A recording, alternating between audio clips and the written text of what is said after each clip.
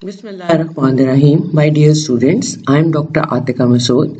I am an Associate Professor of Pathology in Akhtar Said Medical and Dental College. Today we are going to do the second part of the molecular basis of the carcinogenesis, and the learning objectives of today's lecture will be you will be able to describe the whole process of the carcinogenesis on its molecular basis. You would be able to define oncogenes, proto-oncogenes and their products, which are called as oncoproteins. You will be able to draw the flow sheet of self-sufficiency in growth signals. You'll be able to draw cell cycle and cell cycle promoters along with their inhibitors and their checkpoints. You'll be able to describe the role of P53 and the RB.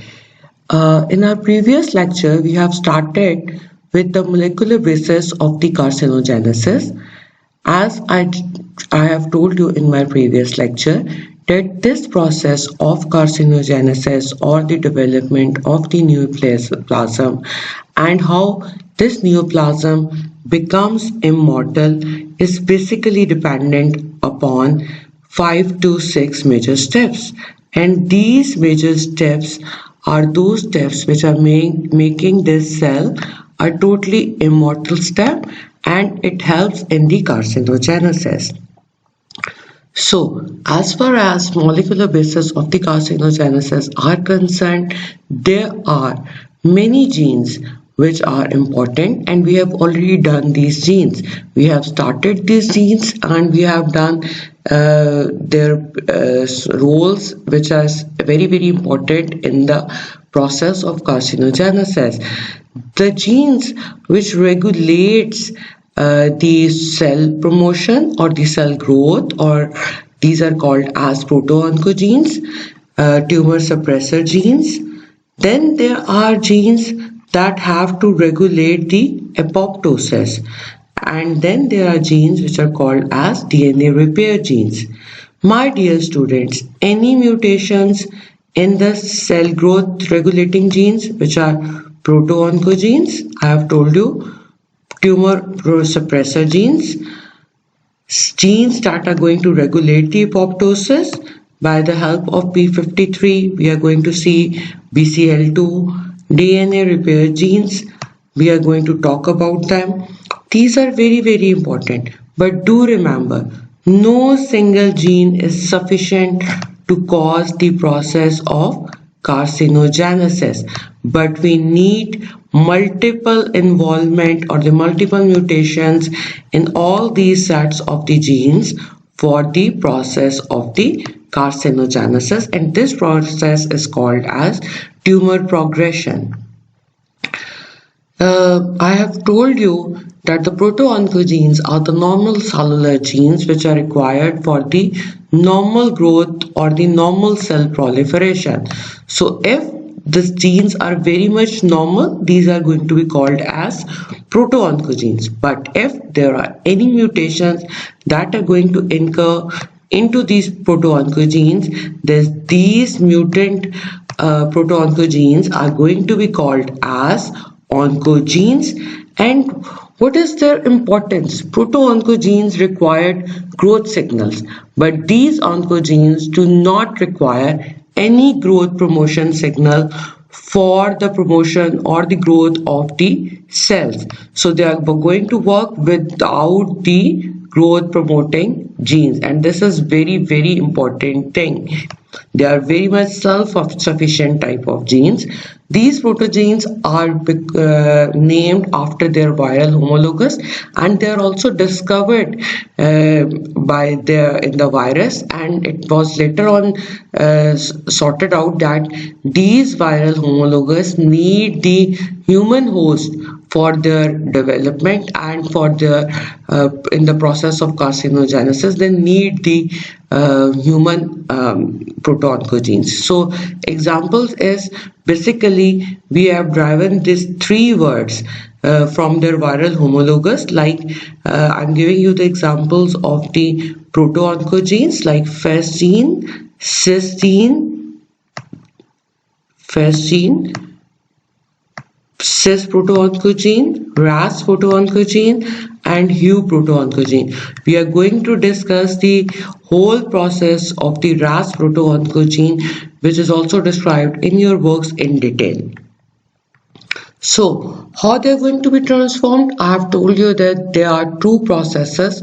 One is by the transduction or the retroviral transduction, in which what is going to occur, that there will be the transfer of one V1 from the retrovirus to the human genome. So there will be the transduction from the viral to the human genome. So this is the important step in the conversion or in the formation of the proto-oncogene into the oncogenesis. And second is because of the influences that are going to alter the normal proto-oncogenes behavior, and they are going to convert them into the cellular oncogene. So we have two types of roles. One is from the V1s or the viral oncogenes, and the other ones are by the conversions of the cellular oncogenes. And the product that they are going to develop from these oncogenes by the process of translation and the transcription, whenever there is the protein production, the process, the product that is going to come out of this is called as oncoproteins. So these are going to be encoded by the mutant oncogenes. Just remember, my dear students, oncoproteins, whenever we are going to talk about the oncoproteins, these are the mutant products. These are not the normal ones, because these are the divide of any regulatory elements. They do not need any regulatory elements for their growth, for their promotion, or the tumorigenesis. The production is not at all dependent upon any growth factor. They are very much self-sufficient. They do not need that some growth factor from the outside of the body is going to come and act on these cells, but they are going to be very self-sufficient. They are devoid of the regulatory elements and they are not dependent. I'm going to give you the examples. In oncoproteins, if there are the oncogenes, mutant oncogenes, they are going to produce the oncoproteins which are required for the growth factors. Then growth factor receptors oncoproteins, which are present on the cell surface. Then we have signal transducing proteins in the inner leaflet of the plasma membranes. And then we have nuclear regulatory factors which are present within the nucleus. So anything coming outside from the cell is not at all required. These cells are very much self-sufficient to produce their own growth factors. They have their own growth factor receptors and they are very much increased in number. They are not only present but they are increased in number.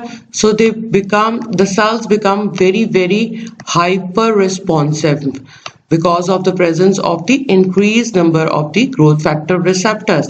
Then they are having the signal transduction protein, in which there is involvement of the signal transduction from the cell membrane to the cytosol. So the secondary messenger system or your phosphorylation is going to be the oncogenic in nature, and then you are having the nuclear regulatory factors, which are going to play its important role during the process of the transcription and the translation.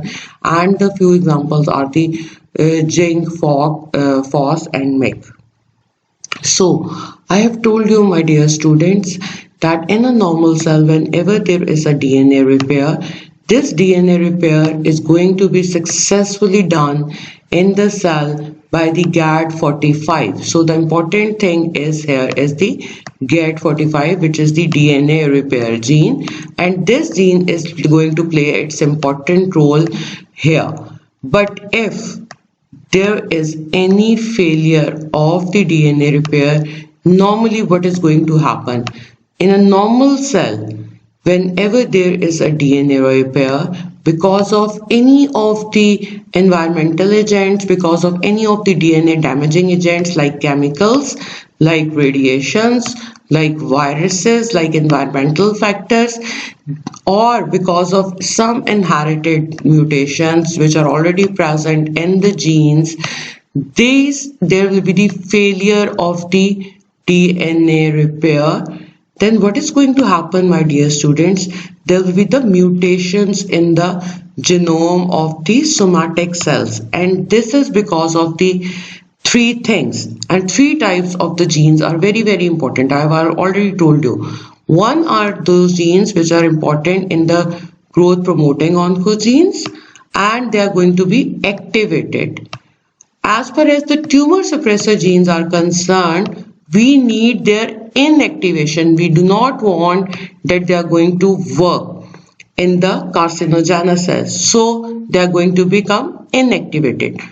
Wherever there is unregulated, dysregulated growth, and this growth will be unchecked, there will be no suppression genes in the cell cycle, which we are going to talk about it later on, then there will be the unregulated cell proliferation.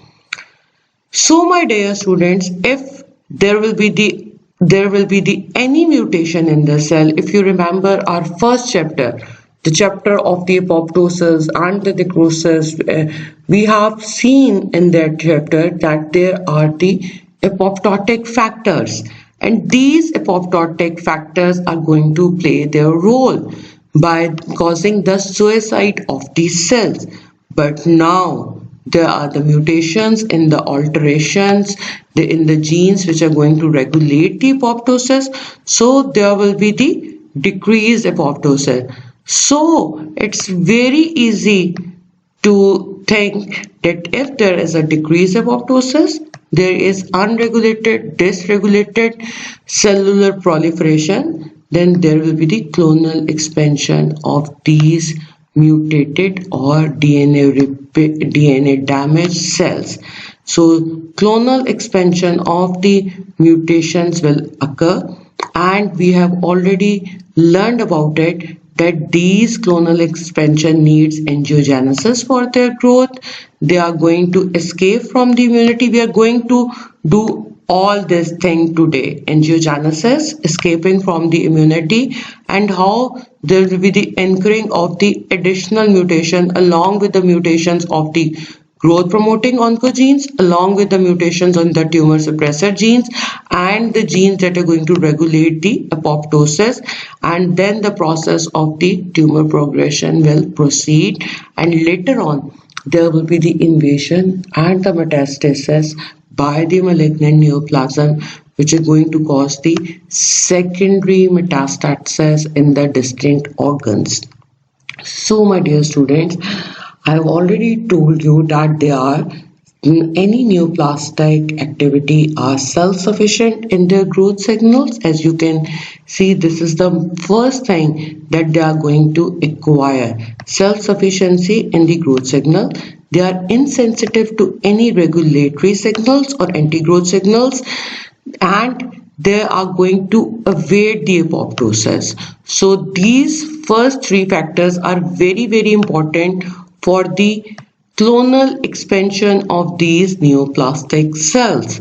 And whenever there is a clonal expansion of this neoplastic cell, after these three first steps, they need angiogenesis or the vessels. Here you can see a vessel here, and there will be the tissue invasion. Here you can see there is a tissue invasion is going on, and there will be the metastasis because of the basic capability of the limitless replicative potential.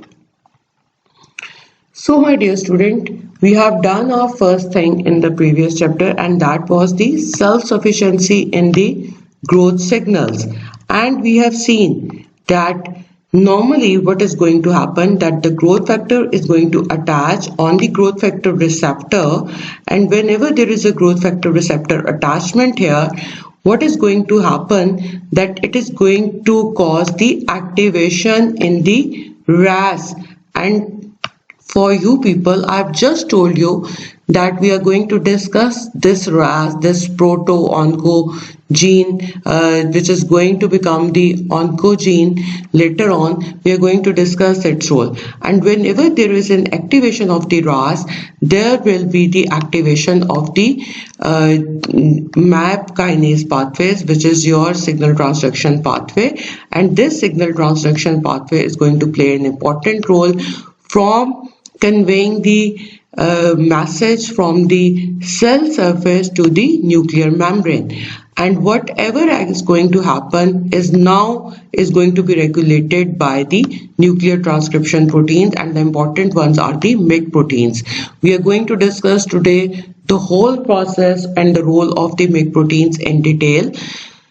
So this is very controlled type of process. If this growth factor is not there, there will be no activation of the RAS, and if there will be no activation of the RAS, there will be no activation in the MAP kinase pathway. So if there is no activation in the MAP kinase pathway, there will be no transcription, my dear students. But what is going to happen in a neoplastic cell, that this RAS oncoproteins become mutated, and because of this mutation, it does not require this growth factor. They do not need any growth factor. They are already activated, and because of their activation, there is inactivation of the GTPase by the hydrolysis. So there will be the decreased activity of the GTPase, and because of the decreased activity of the GTPase, there will be no hydrolysis of the GTP into the GDP. So this will remain active, and if this RAS will remain active, there will be the increased activation of the signal transduction pathway, and because of the increased signal transduction pathway, there will be the increase in the transcription. And because there will be the increase in the transcription, the cell cycle progression will continue and MYC will remain activated. So this is the whole process of the mitogenic pathway. The growth factors are basically required for the normal cells for their proliferation, but as I have told you that these cells do not require any growth factors. They are very much self-sufficient, and they are going to create their own growth factor. As you have seen in the last picture, that this growth factor is being created by the neoplastic cell on its own. And the second factor that I am going to tell you about it, that there will be the increased number of the growth factor receptors. Here is only one growth factor receptor, but here we have 4 or 5 growth factor receptors in place of 1, and because of this, these cells are become hyper responsive to the growth factor receptors, and there will be the overexpression of the growth factor receptors, which are going to render these cancer cells hyper responsive to the levels of the simple growth factor.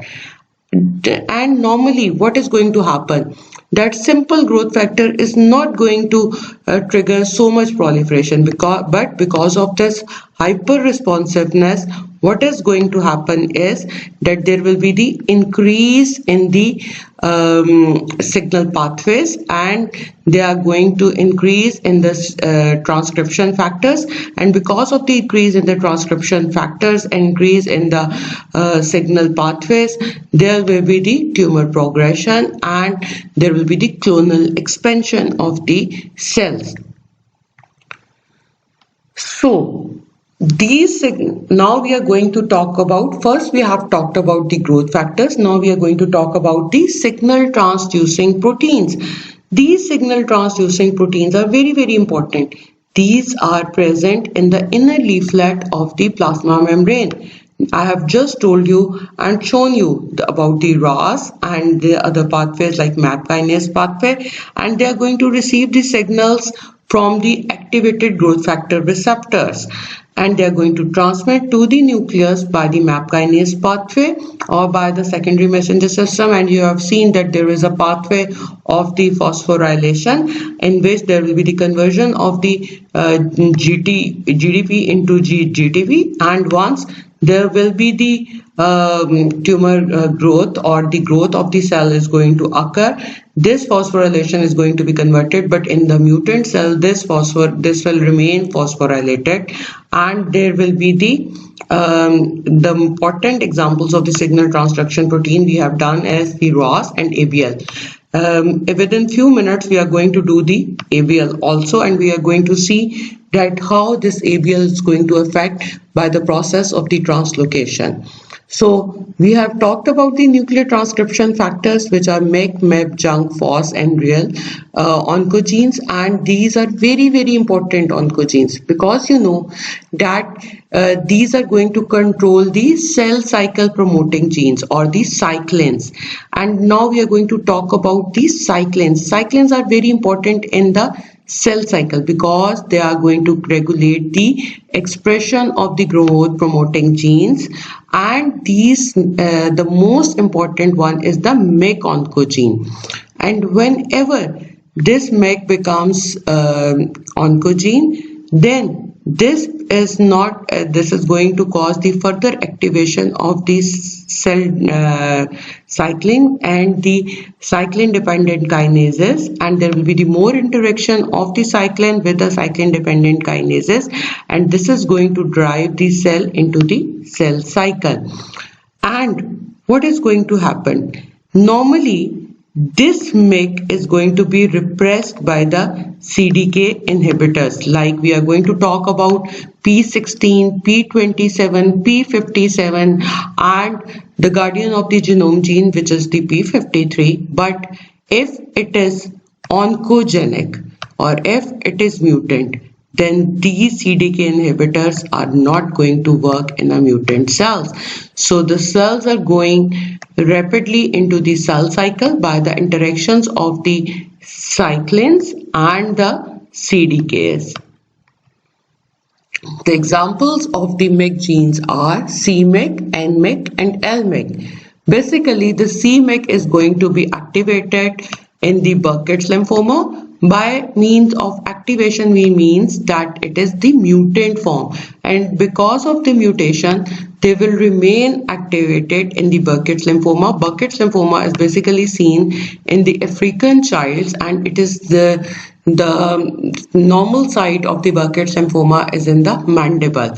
As well as nMEK is concerned, it is basically seen in the children's in the blast tumors of the neural areas, and here you can see that there are mainly children are basically involved in these tumors. And then we have lMEK, and lMEK is basically going to be altered or become oncogenic in the small cell carcinomas of the lung. So my dear student, this is very, very important as far as your MCQs are concerned. They are going to ask you that which type of mutation is there in this neoplasm. So you just have to remember that N stands for the neuroblastoma, L stands for the small cell carcinomas of the lungs, and C, just remember, is for the Burkitt's lymphoma, which is the non-Hodgkin lymphoma in the mandibular region. So we need this P53 polis. This polis is very, very important for the regulation of the cell cycle, and whenever your cell cycle is having some problem, some mutagenic problem, there is going to cause the arrest in the cell cycle by this P53 polis. We are very thankful to this P53 polis, which is normally working in our bodies, and they are controlling all of the cell cycle. And basic fundamental or to the malignant transformation is, my dear student, is the loss of the cell cycle control. As I have already told you, your polis, your P53 is not working, and when it is not working, it is not going to check any mutations. When it is not going to check any mutation, there will be the clonal expansion or the malignant transformation. They are rapidly going into the cell cycles, and the first thing in the cell cycle is the most important checkpoint is G1 to S checkpoint, and basically this checkpoint is being regulated by the retinoblastoma genes, and this gene is going to be disabled by the mutation, and we are going to see that there are two types of the mutations that are going to harbor into these genes, and one is the heterozygous type, other ones are the homozygous, whether it is going to affect only one allele and whether it is going to affect the two alleles. We are going to discuss this, and then they are going to cause the functions of the cyclins and the CDKs and the CDK inhibitors. And once this checkpoint is going to cross, then there will be the interaction of the cyclins with the CDK4 like cyclin D and the CDK4, which is very important in our first step, which is the transition from the G1 phase to the synthesis phase. Normally what is going to happen whenever there are mutant cells are coming, the RB gene is going to work, and this is not going to cause the pass them into the synthesis phase, and these mutant cells will remain in the G1 phase. But if this RB gene is mutated or not working, then they will go uncontrollably to the synthesis phase. So here is your cell cycle, and you do remember that I have just told you that this is your first checkpoint from the G1 to the S phase, and this is controlled by the RB gene. And here you can see that RB gene is basically hypophosphorylated, and once it will become hyperphosphorylated, it is going to detach the E2F factor, and the cell are going to progress from the synthesis into the synthesis phase. And in this phase, the most important cyclins and the CDKs are the cyclin D and the CDK4, and also the cyclin E and the CDK2, and in the last stages of the G1 to S stage is the cyclin D to the CDK6 interaction.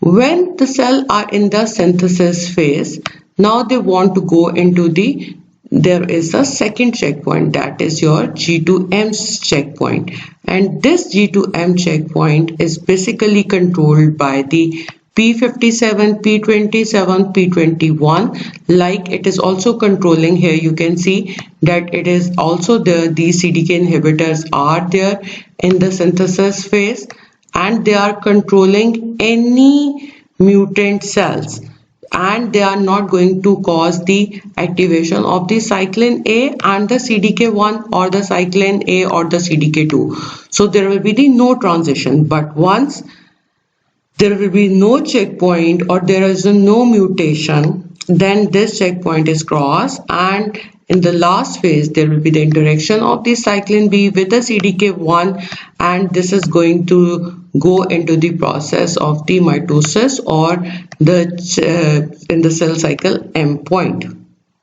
So dear students, the most important components in the cell cycle are the cell cycle dependent kinases, which are the CDK4, and this CDK4 is the important to form the process, to form the complex with the cyclin D, which is going to phosphorylate the RP, and this is going to allow to pass from the G1 to S phase or G1 restriction point. So first point is being crossed. They have shown the card that we are all right.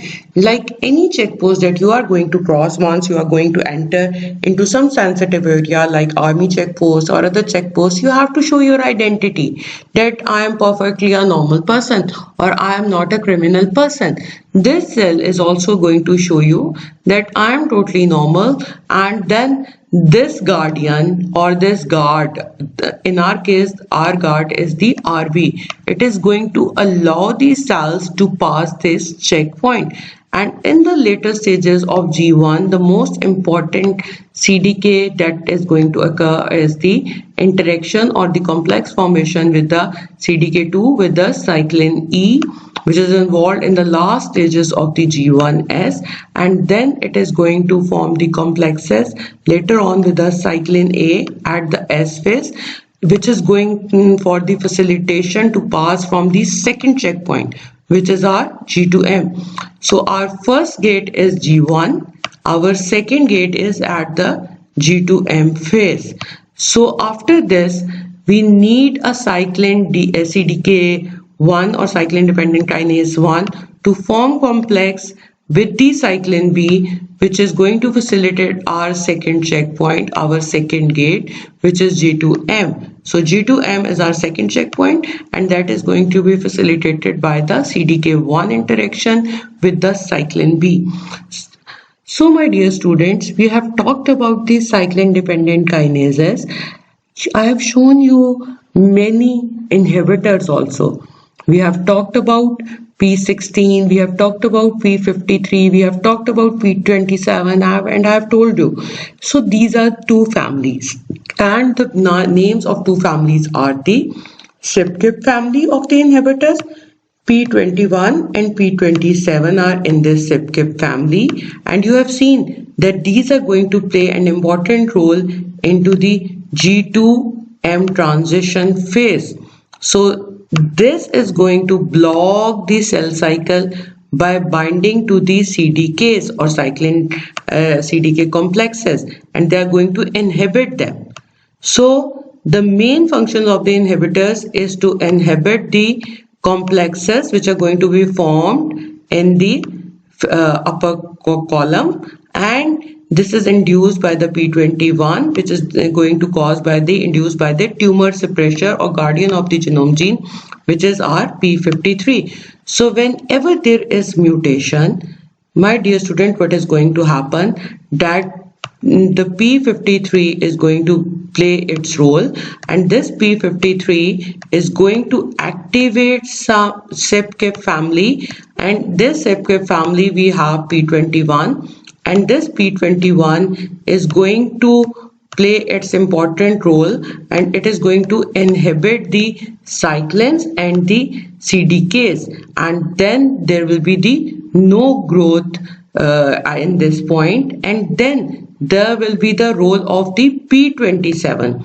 This P53 is also going to activate the P27, and this P27 is going to respond to the growth suppressors, and in this growth suppressor we have TGF beta genes, and then there will be the no growth or no cell cycle checkpoint will be crossed. Then we have another family which is INK4A ARF family, and in this we have basically P16, and this P16 INK4 is going to bind with the CDK cyclin D and the CDK4 here in this phase, and this is important at the G1 to S transition. So this INK4 family or the P16 is important, and this is going to play an important role into G1 to S transition, and this G1 to S transition is basically going to be inhibited by P16, and it is going to cause the inhibitory effects on the RB. So there will be the no hyperphosphorylation of the RB, so cells are not going to go into the S phase once they are going to play their role. So there will be the increase in the activity of the P53 levels by inhibiting the MDM2 activity by this P14 INK4 family. So now comes your tumor suppressor genes. My dear student, just remember this. This is the guardian of the genome gene, and once it is going to become mutated or it is going to become altered, then the major cancers are going to occur. And this tumor suppressor gene is very, very, very important. P53 is the most important gene, and you are going to see that whenever there is cancer and you are going to look for the mutations, all cancers are going to carry, majority of the cancers are going to carry the mutation in the P53, and basically I've just told you that it is acting through the P21 to cause the cell cycle arrest. So basically it is going to causes the apoptosis by the induction of the pro-apoptotic genes. And in our first chapter you have been studied that the pro-apoptotic genes are the BAG genes, while the while the other ones are the BCL2 genes. So the level of P53 is going to be negatively regulated by the MDM2 or by the P414 INK4 family, and it is by the feedback loop. So P53 is required for the G1S checkpoint and also for the G2M checkpoint. So my dear student, just remember this thing, that this P53 is going to work at the G1 to S phase, and it is also going to play its role from the G2 to the M transition.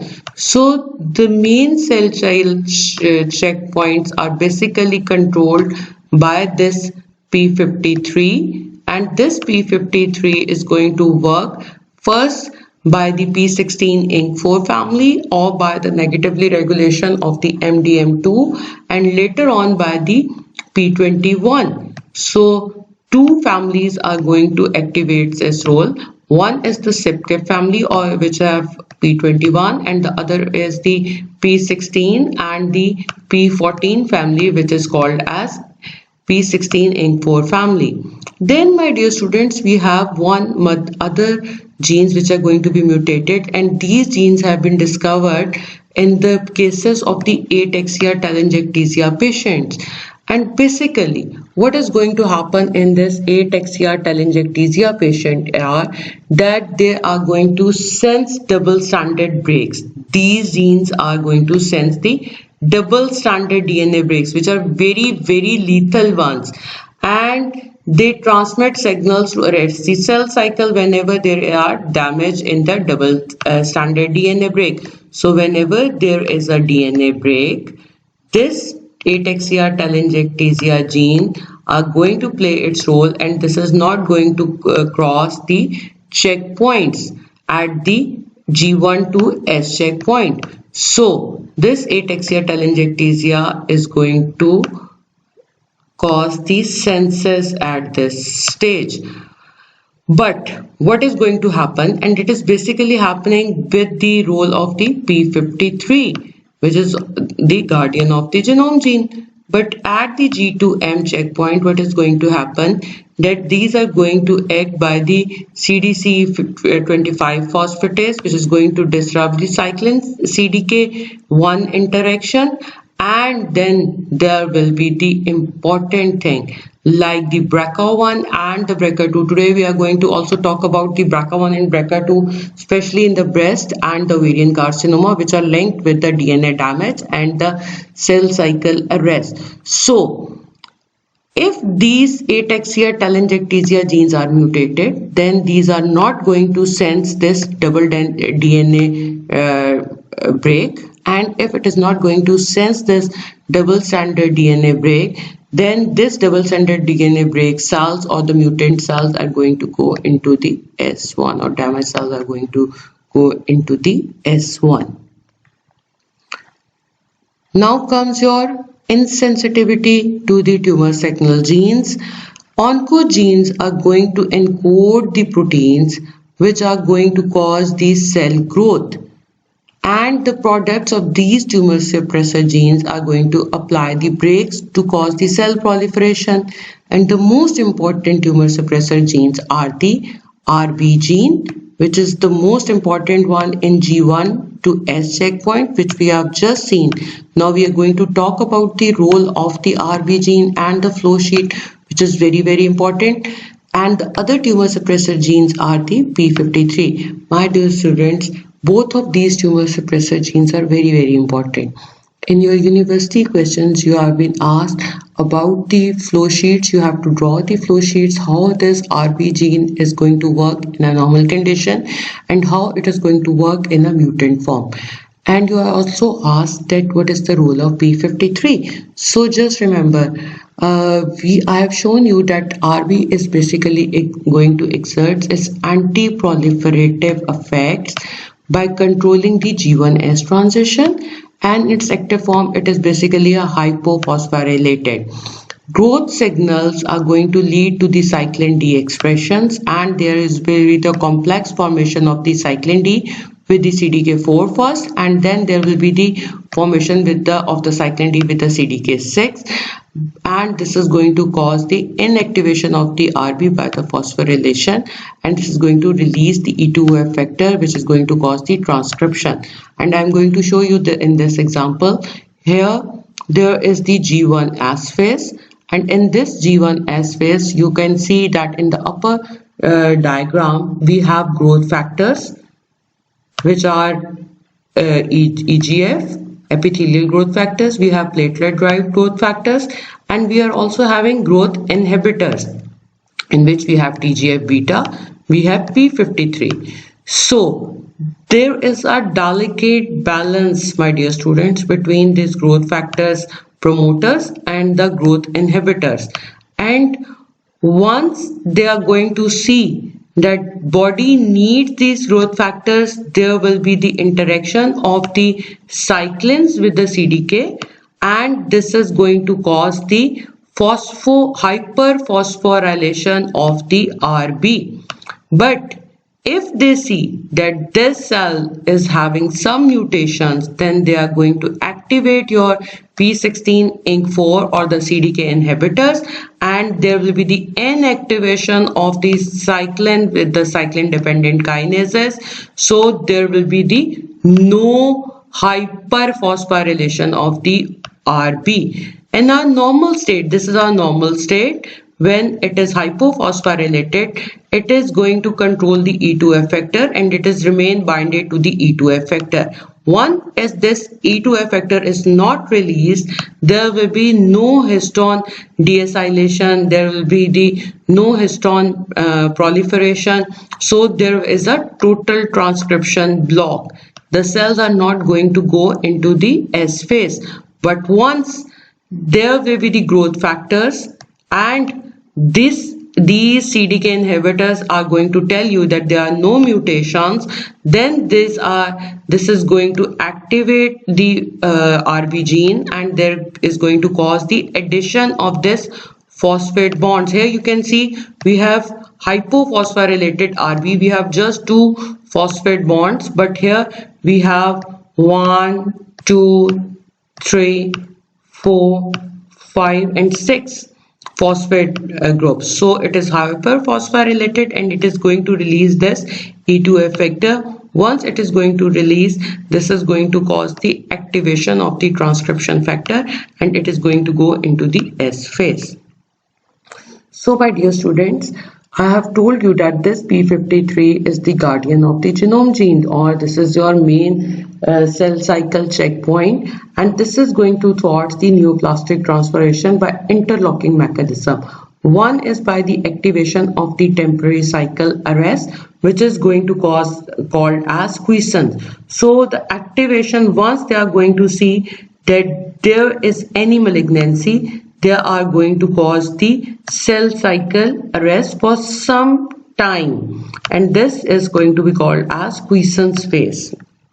But if they see that this neoplastic transformation remains there, then they are going to cause the permanent cell cycle arrest, which is going to be called as census. So it will be permanent throughout the life. Cell will remain in the G1 phase.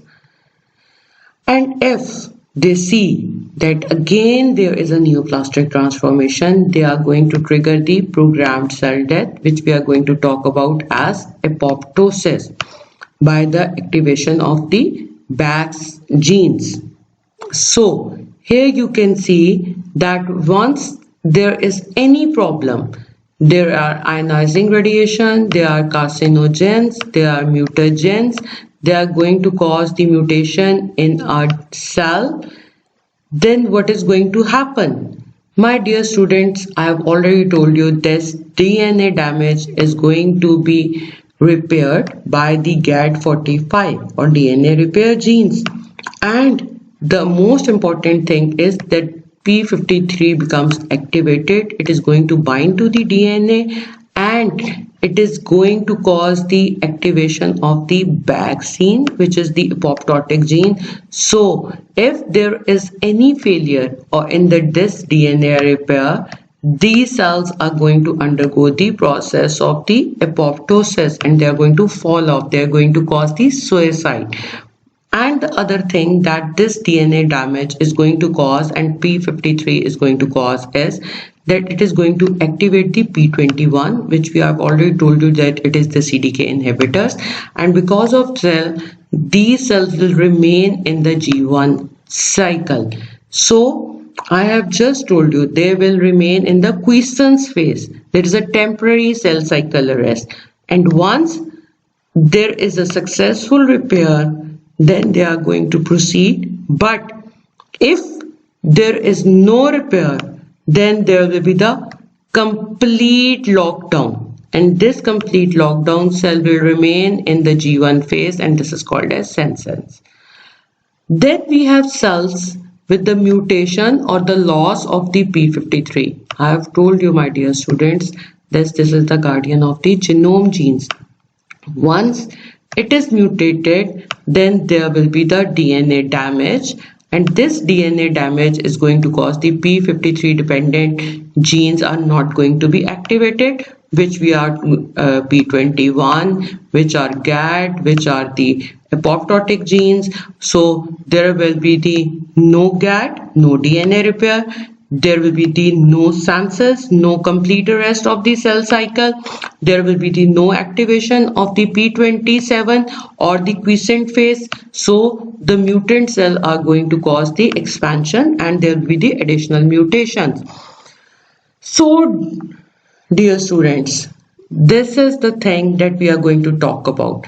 We have several tumor suppressor genes. And in these tumor suppressor genes, we have TGF beta receptors, we have E-cadherins, and in these we have growth. TGF beta is the most important thing that is going to cause the growth inhibition. And these are going to be mutated in the carcinomas of the colons. While E-cadherin, we have already talked about in our previous lectures that there is a union of the E-cadherin and the beta-catenin, and these are play important role between the cell adherence, and once this adhesion is lost, these are going to cause the carcinomas of the stomach and the gastric carcinomas, and basically familial gastric carcinomas are also related with the E-cadherin. So when we are going to talk about cell surface, the two important are the TGF beta and the E-cadherin. Now we are coming into the inner aspect of the plasma membrane, and here the most important is the neurofibromatosis 1, and this is going to cause by the inhibition of the RAS signal transduction pathway. I have already shown you the RAS pathway and I have already told you that this pathway is very, very important, and this NF1 gene, if mutated, is also not going to cause the cell cycle inhibition by the P21, and it will going to cause the neuroblastomas, and the genetic or the inherited mutations are related with this NF1 and the sarcomas. Now going further inside the cell, we have the cytoskeleton of the cell, and here we have NF2 like NF1, and this is basically as it is present in the cytoskeleton, so it is related with the cytoskeleton stability, and once this cytoskeleton stability is lost, there is a mutation in the NF2 genes.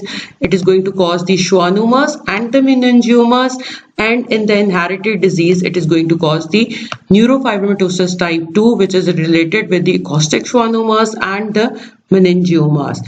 Then going further inside the cell, we have cytosol. In the cytosol, we have important thing which is APC beta catenin. On the surface, we have E-cadherin, and in the other side we have basically related with the APC beta catenin, and these are forming the bond.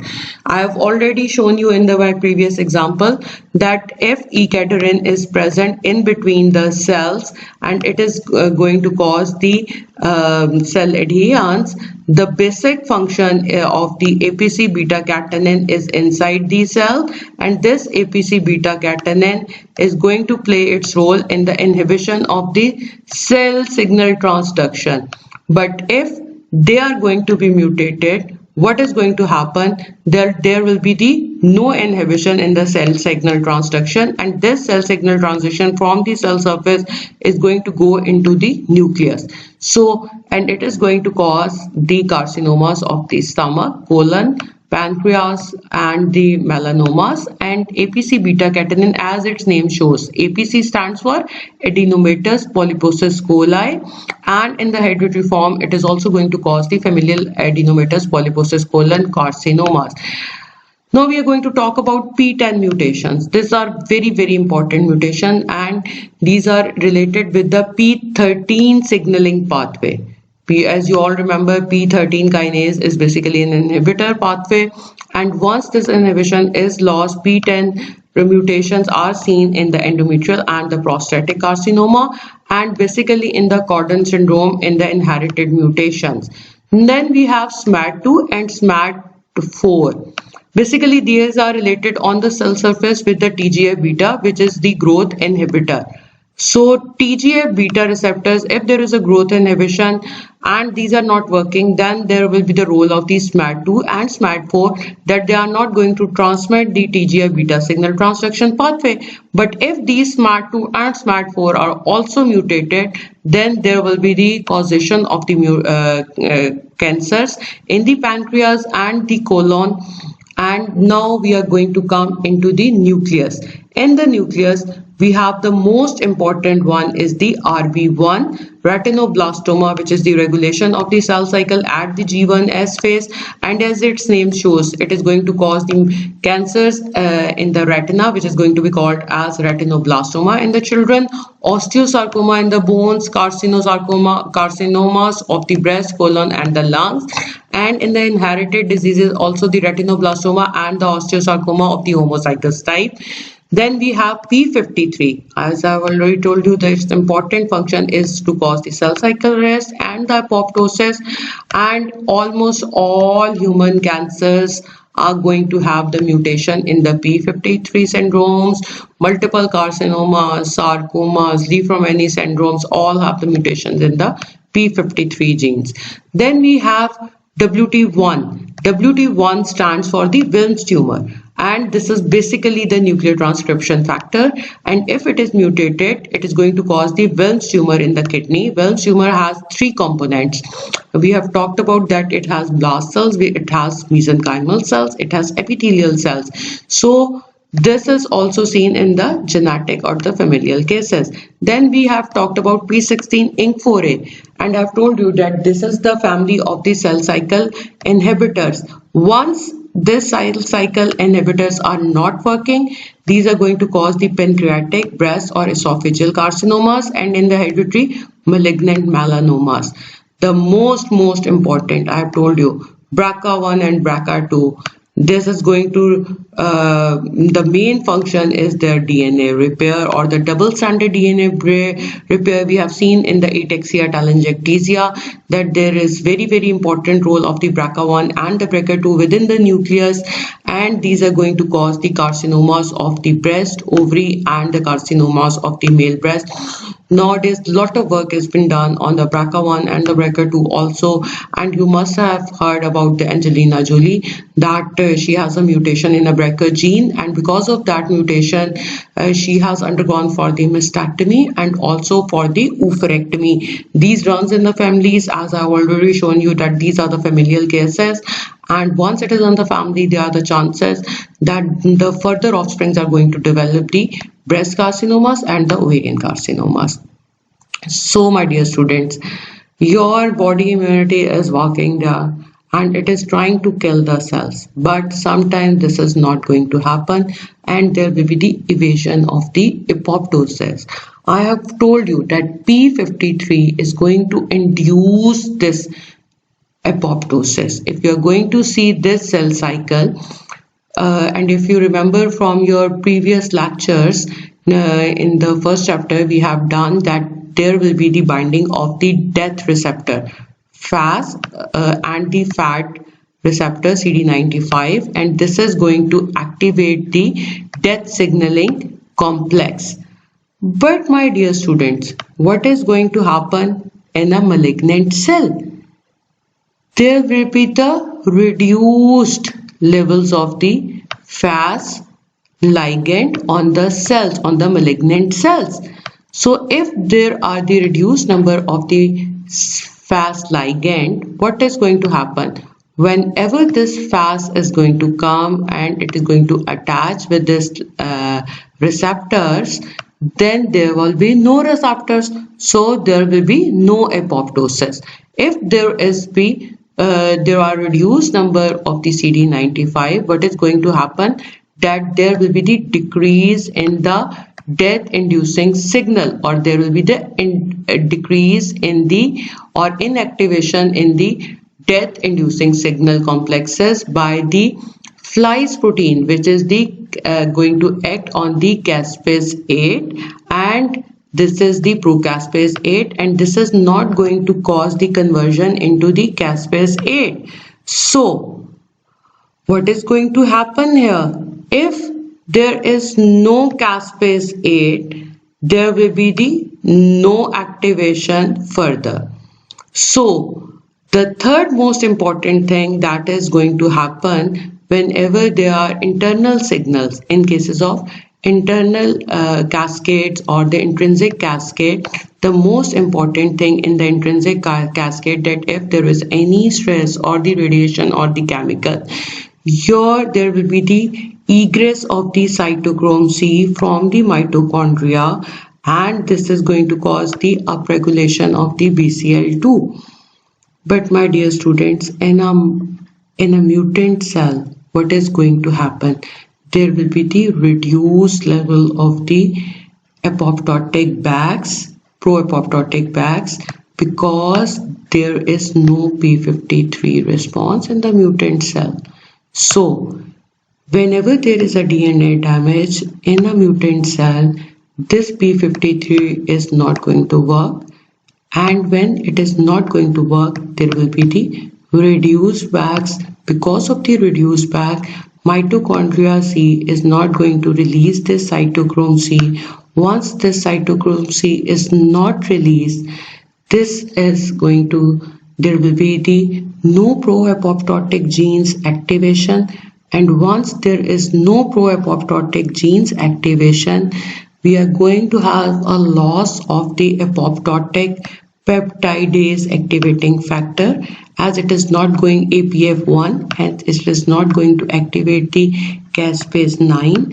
And once there will be the no caspase 9, there will be the upregulation of the inhibition of the apoptosis, so there will be no apoptosis in this.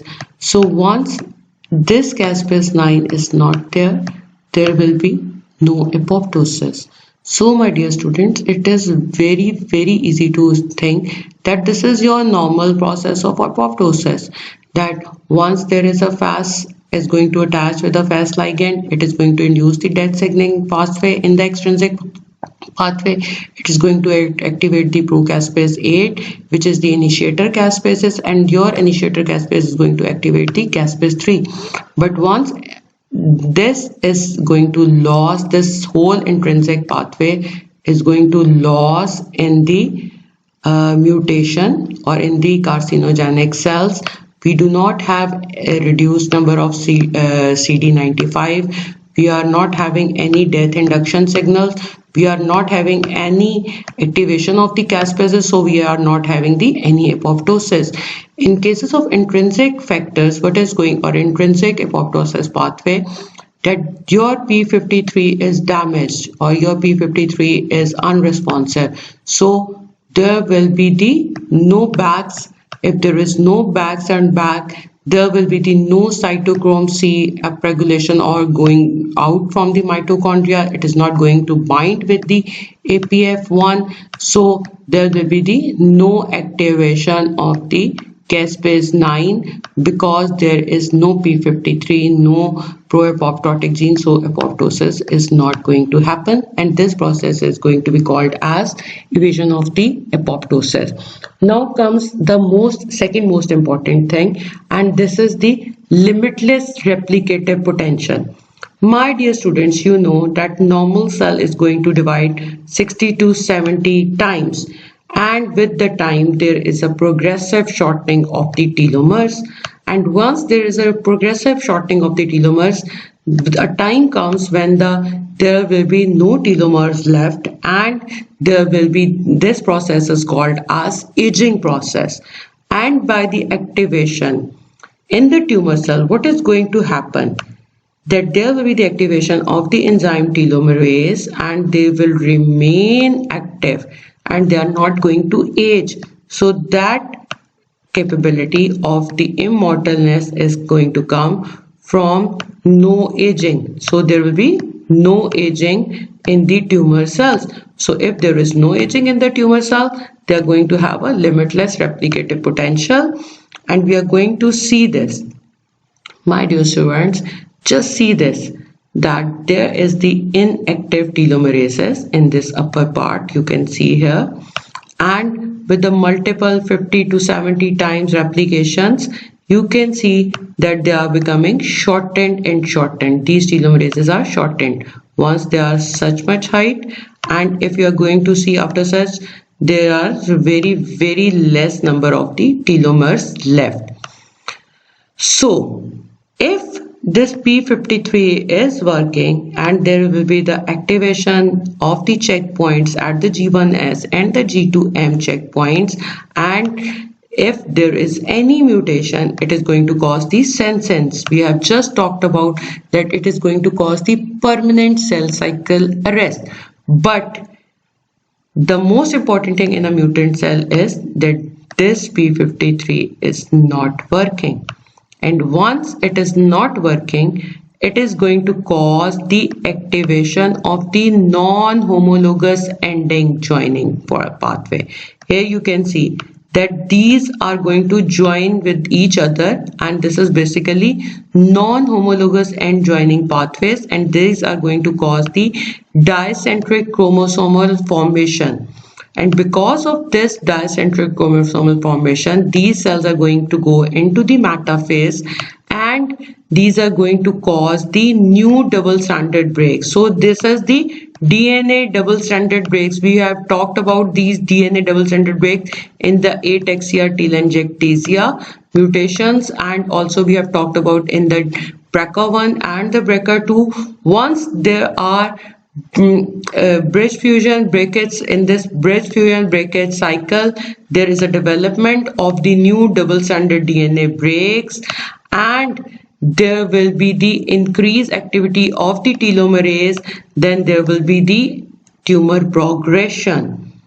But if these tumor cells are not going to secrete this telomerase enzyme, then it will be result into the mitotic catasphere, and it will not go on. So in the absence of any checkpoint that I have told you, this DNA repair pathway is inappropriately activated, and this is going to cause the formation of the dicentric chromosomes, and this dicentric chromosomes are going to form the double-stranded DNA breaks and the formation of the dicentric chromosome again. So this cycle will go on. This cycle will go on, and there will be the formation of the more and more dicentric chromosomes, and because of the formation of the dicentric chromosome, there will be the formation of new double-stranded breaks. And once there will be the tumorous growth or the massive chromosomal instability and the numerous mutations, and cells are going to re-express the telomerase, there will be the mitotic catasphere and the death. But if there is the telomerase, this is going to re-expression of the telomerase is going to allow the cells to escape this bridge fusion breakage cycle. they are going to go outside. So because of this telomerase enzyme or the re-expression of the telomerase enzyme, they are going to escape this bridge fusion breakage cycle, and they are going to promote their survival, and the most important is the tumorigenesis. So this is very, very important. They are not going to age, they are going to become immortal. And here you can see that there are the dicentric chromosomes. These are all the dicentric chromosomes. So we need development of the sustained angiogenesis because we need nutrition, we need oxygen for the growth, and tumors cannot enlarge beyond 1 to 2 centimeter in diameter unless they are vascularized. And how they are going to be vascularized, how they are going to get this perfusion is by the adjacent of the growth factors which are needed for the proliferation of the endothelial cells. And these endothelial cells proliferation is basically controlled by secreting the growth factors, and the important growth factors in this respect is the insulin-like growth factors, platelet-derived growth factors, granulocyte macrophage colony stimulating factors, and these are going to cause the vasculogenesis or the new vessels formation, like you have heard about it in the granulation tissue. Like in the granulation tissue, this is going to be highly perfused. This your neoplastic cell is going to be highly perfused with the new vessels are bursting up and sprouting up, and they are going to give the nutrients and the oxygens to the newly forming tumors.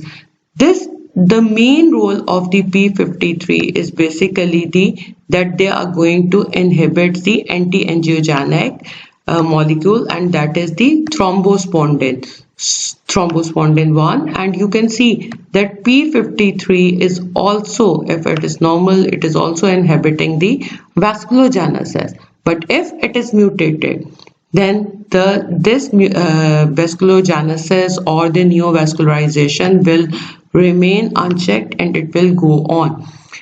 Then we have already told you about the ability to invade and the metastasize. I have already shown you that after evading the basement membrane by the role of the urokinases and the collagenases, they are going to go for the metastasis by the lymphatic route, by the blood vessels, and by the seedlings. So by 3 routes they are going to go to metastasize into the secondary sites, and once there is a metastasis, the prognosis will be worse. Then comes an important factor, and it is the alterations in the non-receptor tyrosine kinase pathway. As you know that these tyrosine kinase pathways are very, very important for the growth regulations. So any mutations in form of the chromosomal translocations and the rearrangement is going to code the gene, which is caused as the fusion gene, which is going to activate this tyrosine kinase pathway like CABL, and this process is going to be seen in chronic myeloid leukemia and some acute lymphoblastic leukemia. So my dear student, what is going to happen? If we are having this chromosome, I'm going to draw for you people the chromosome. There are 2 chromosomes. Later on we are going to name them, and I'm going to tell them that how they are going to be, there will be the translocations in some carcinoma. One part of this chromosome is going to translocate into this one, and because of this translocation, what is going to happen? This is going there. So because of this, there will be the activation of the tyrosine kinase or the CABL tyrosine kinase activity, and because of the activation of the CABL tyrosine kinase, there will be the tumorigenesis and the production of the tumorous cells are going on, and it is normally seen in the chronic myeloid leukemia and the acute lymphoblastic leukemia. So now we are going to name them. As I have already told you, this chromosome, if it is 9 chromosome, this is our 9 chromosome, then this is our 22 chromosome. From the 9 chromosome, this ABL gene is going to translocate to the chromosome 22, and this is going to fuse here with the BCR. So there will be the fusion of the ABL BCR genes. So this is the most important thing. ABL gene on our 9 chromosome is going to translocate into the 22 chromosome, and here there will be the fusion of the BCR ABL gene. Because of the result of this chimeric gene, or there will be the constant or the oncogenic activity of the BCR and the ABL tyrosine kinase pathways. BCR is going to activate or promote the self-association of the BCR ABL, and so there will be the more activity after this. BCR moiety is going to promote the self-association of the BCR. There will be the more regulation of the or more activity of the tumor pathways. Because of these non-receptor tyrosine kinase pathways are activated by the there are the translocation. These are going to activate by the point mutations also, and these point mutations are going to result in the loss of the negative regulatory domains, which are going to be held in check by the enzyme activity, and this is normally seen in the polycythemia vera and the primary myelofibrosis, and the mutation is in the JAK2 gene. So my dear student, I have told you about two genes. One is in the CML, which is BCR ABL from the 9 to the 22 chromosome. ABL is going to transport from the 9 to the 22 chromosome, and the other is the point mutation, and this point mutation is seen in the JAK2 pathway. So here you can see again, this is your 9 chromosome, this is your 22 chromosome. This ABL is going to translocate in this at this BCR locus, and because of the translocation into the BCR locus, there will be the hybrid gene formation ABL BCR, and it's going to activate the tyrosine kinase. What is going to happen in the MYC oncogene and the Burkitt's lymphoma, that from the chromosome 8 it is going to go at the IgG gene locus in the chromosome 14. So there will be the translocation from the chromosome 8 to the chromosome 14 in the Burkitt's lymphoma, and this is going to cause the fusion of the IgG with the MYC oncogene, and so there will be the increased MYC activity. And once there will be the increased MYC activity, what is going to happen is that there will be the production of the Burkitt's lymphoma. So my dear student, these two translocations are very important. Translocation from 8 to 14 in Burkitt's lymphoma, and translocation from 9 to 22 in the CML, chronic myelogenous leukemia or chronic myeloid leukemia. These two translocations are very important. Once in the myelogenous leukemia, there is increased tyrosine kinase activity, while in the Burkitt's lymphoma, there is an increased MYC protein, which is the nuclear transcription factor. So there will be the increase in the nuclear transcription. Once there will be the increase in the nuclear transcription, there will be the tumor progression. So MYC proto-oncogene that I have just talked about is going to be expressed in all eukaryotic cells. Okay? And this is the belongs to immediately the first response they are going to induce, and whenever this MYC is going to be induced, it is going to receive the signals to divide, and it is going to give the signal in the nuclear transcription pathways, and there will be the transcription, there will be the increase once they are going to receive some signals, and then this level is going to go into the basal level. So then in the normal cell, they are going to go at the height, and then at the low level, at the basal level. This is going to happen in the normal cell. But what is going to happen in the mutated cell? We are just going to see this. So activities which are going to be modulated by the MYC, as it is the nuclear transcription protein, it is going to cause the histone acylation, which is the first step in the transcription process. This is going to cause the reduced cell adhesion, and this is going to cause the increase in the cell motility. Once there will be the reduced adherence by also the loss of E-cadherin, I have already told you there will be the increased motility in the cells, and this is the second step in the cell cycle progression. So there will be the increase in the telomerase activities, and with the modulation of the MEG, there will be the increase in the protein synthesis for the new cells. This for the protein synthesis is very much required to go into the synthesis phase, and there will be the decreased proteinase activity. So there will be no destruction. Decrease in the proteinase activity, and all the other activities like histone acylation, reduced cell adhesion, or increased cell motility will be increased in number. And the most important thing is that there will be the changes in the cellular metabolism, and it is going to for the higher rate of the cell division. So whenever, my dear student, there is a overexpression of the MEK oncogene, what it is going to happen, that it is going to divide the normal cell, and it is going to bypass the checkpoints involved in the replication, and this is going to lead into the genomic damage and the accumulations of the mutations, because I have told you that this MEK gene is going to activate this telomerase activity, this increased telomerase activity. This is going to cause the histone acylation, this is going to cause the protein synthesis. So all the things that we are required to pass from the G1 to S phase are there.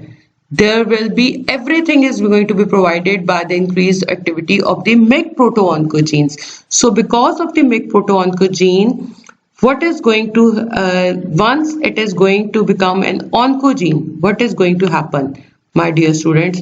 Once it becomes mutated, this MEK is become mutated and it becomes oncogene, then there will be the no cell cycle regulation will be left, and the cell are going from the this nuclear transcription factor rapidly into the cell cycle, and there will be the accumulation of the mutation.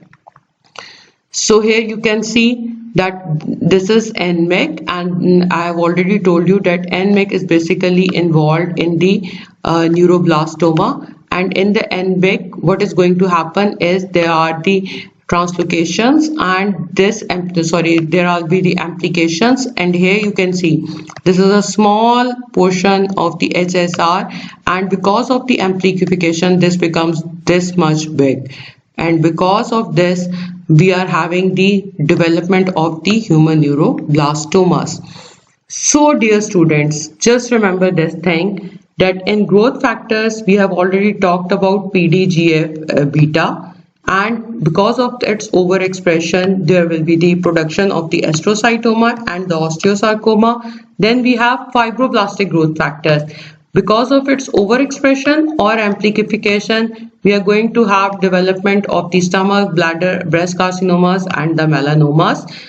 TGF alpha, trans growth forming alpha, is going to be overexpressed in the astrocytomas and the hepatocellular carcinoma. Hepatocyte growth factor is very important, and it is going to cause the overexpression in the thyroid carcinomas. We have just talked about the growth factors which are coming outside, and now we are going to talk about the growth factor receptors. We have already talked about EGF factors, epithelial growth factor family, and their expression is going to cause the squamous cell carcinomas of the lungs and the gliomas. Then we have MMS like tyrosine kinase pathways, and their amplification is going to cause the breast or the ovarian carcinoma. Then we have receptors for the neurotropic factors or the red proto-oncogenes, and its point mutation is going to cause the leukemias and the MEN2A and MEN2B syndromes, and also the familial thyroid carcinoma. Then we have platelet derived growth factors. Its overexpression is going to cause the gliomas and the leukemias.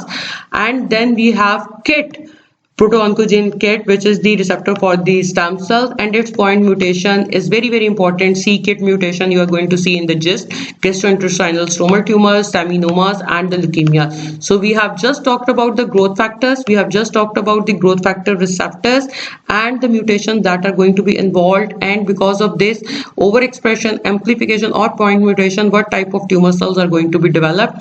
And then there will be the proteins which are involved in the signal transduction proteins. We have talked about KRAS, HRAS, all the RASes. Any point mutation in them is going to cause the colonic carcinoma in the KRAS level, lung carcinoma in the HRAS, bladder and the kidney tumors.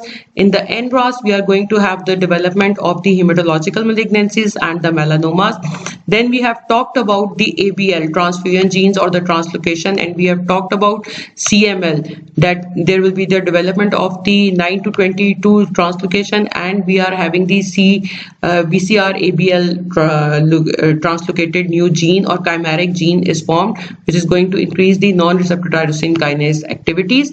Then we have talked about the RAS, and I have told you that it is going to cause the BRAF signals, and because of the mutations in the BRAF, there will be the development of the melanomas. Then we have talked about in our third lecture about the WNT beta catenin pathways. Any point mutation in the WNT beta catenin pathway, it is going to render the body to the hepatoblastomas and the hepatocellular carcinomas.